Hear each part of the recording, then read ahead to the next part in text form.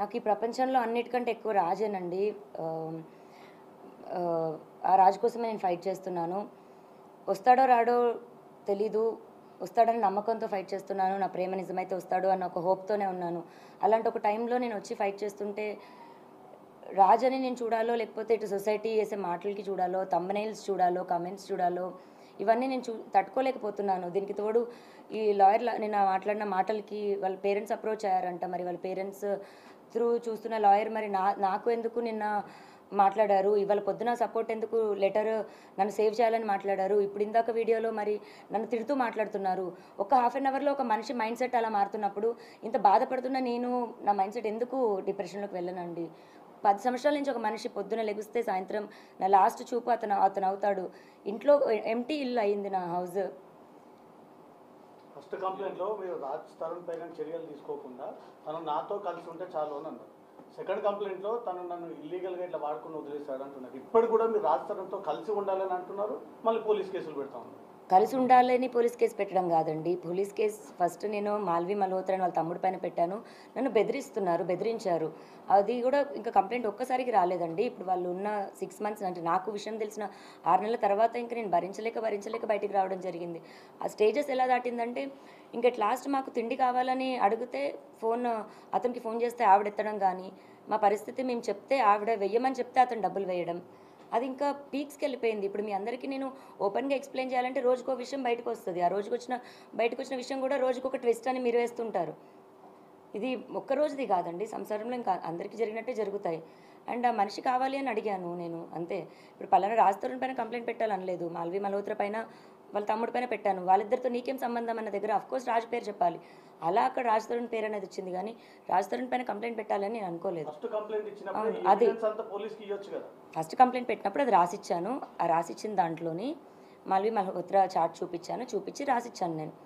అలాగే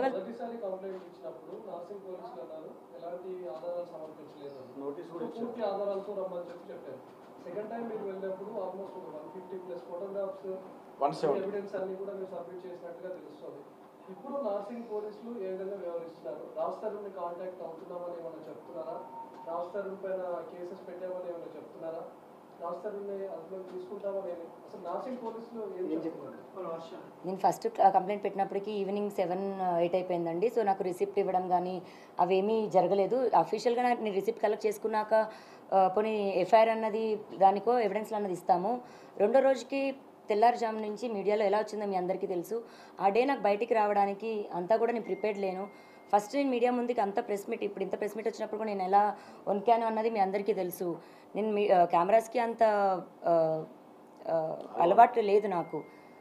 అండ్ ఇప్పుడు ఎవిడెన్స్లు 12 ఏళ్ళ ఎవిడెన్స్లు తీయాలంటే ఒక్క రోజులో నేను రెడీగా ప్రిపేర్డ్గా లేను కదండి. నాకు 1-2 డేస్ టైం పడుతుంది. ఆ 1-2 డేస్ టైం తీసుకొని ఎవిడెన్స్లు ఇచ్చాను. మీరు అడ్వకేట్ రాజేష్తో చాలాసార్లు కాల్ చేశారు, ఆయన ఫోన్ లిఫ్ట్ చేయలేదు. 20 నిమిషాల పాటు సుదీర్ఘంగా కేసు గురించి చర్చించాలని అంటున్నారు. చాలాసార్లు కాల్ చేయడం ఏం జరగలేదండి, ఒక్కటే కాల్ జరిగింది. అండ్ అతను నాకు ఫస్ట్ ఎవరు అప్రోచ్ ఫస్ట్ అప్రోచ్ అయింది తనే అండి. నాకు అప్రోచ్ అయింది కూడా మూవీ అని, మీరు యాక్టింగ్ అంటే ఇంట్రెస్ట్ అని అప్రోచ్ అయ్యారు. లేదండి నాట్ ఇంట్రెస్టెడ్ అని చెప్పాను. తర్వాత నేను అడ్వకేట్ అని చెప్పారు. కంటిన్యూ అవుతుంటే మీరు రాజ్ తరుణ్తో మాట్లాడి మద్యం మత్తులో లావణ్య అని ఒక ఆడియో బయటకు వచ్చింది. దాని మీద మీరు ఏం చెప్తారు? ఎప్పటిది అసలు ఆడియో? ఇప్పుడు మళ్ళీ నా పోరాటం ఒకటవుతుంటే ఈ ఒకదానిపైన ఒకటి లేదండి. అది లాస్ట్ ఇయర్ సెప్టెంబర్ దండి ఆడియో. అది ఆ లాస్ట్ ఇయర్ సెప్టెంబర్ నుంచే నేను మెంటల్గా ఇల్లని ప్రూవ్ చేయాలి అని ట్రై చేస్తున్న టైంలోని 3 రోజులు నాతో అతను చేసిన ఏదైతే బిహేవియర్ ఉందో అప్పుడు నేను ఇంకా తట్టుకోలేక బర్స్ట్ అయ్యి నేను రియాక్ట్ అయ్యి నేను అలా అతను నాకు చేసిన బిహేవియర్కి నేను తిరిగి ఇచ్చింది.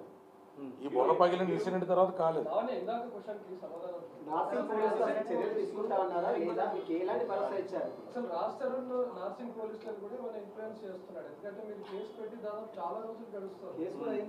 అది మీరు పోలీసులను అడిగితే బాగుంటుందేమో అండి.